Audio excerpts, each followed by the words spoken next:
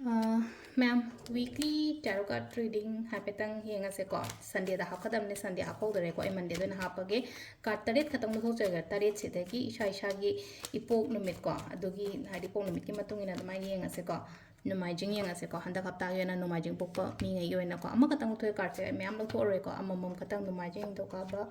leipa pokpa yumza kaisa sagon sen irai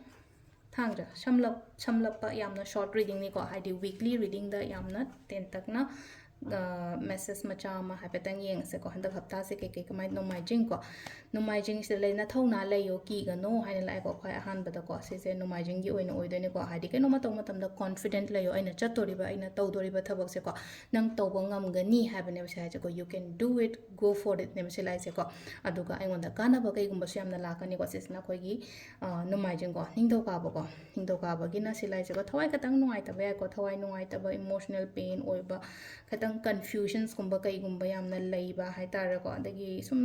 mari ga se kya le relationship ka se katang nuai ta ba khota ba domai tor la ko sisna ko khanjan ga no se temporary ne kuina leiroi ko kaso haringa sam mati katang ne hadi nuai ta ba haraga dum lasting long lasting na permanent ate ko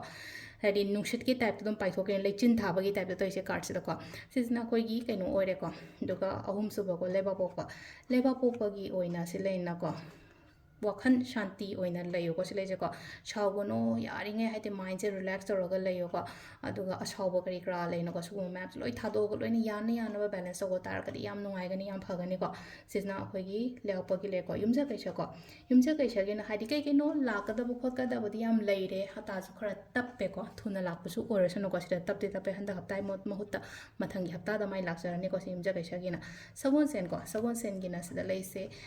खल्लगदंग लेगनो तव कई कईनो खरसो अना गाय लेबदो लापोदी लाकनी अदु तारसु इसागी ओनो को हादि only just गायबदंग तवगनो बंका अतोप अतोपसु येंगो खरा पेखा थाबा का हादि पेखा पेंग नंग थादोरी पेखादोगी result तुदंग गायरगा लेगनो बा अतोप एग्जाम गुमा कईगुमसु लामो को एम सिंगना हाकानी इराई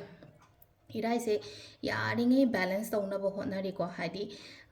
सिलाइनको हादि इमोशनली ओइरो थब इंखांगी ओइरो फैमिलीज की मतंग द ओइरो को यारिंगे हाइतारको मान फम्मी जे खक हादि को इरई मथक्सिदा चौकरी यम थारा फम इरई मथक्ता चौकरी थारा फम्मगा हायबो हादि कैसु स्टेबल ओइबदि नतेन ताजो हादि मादो स्टेबल ओइनब होटनजबदो मसा मथंदा हाते एवरीथिंग लोइना कंट्रोल थमगे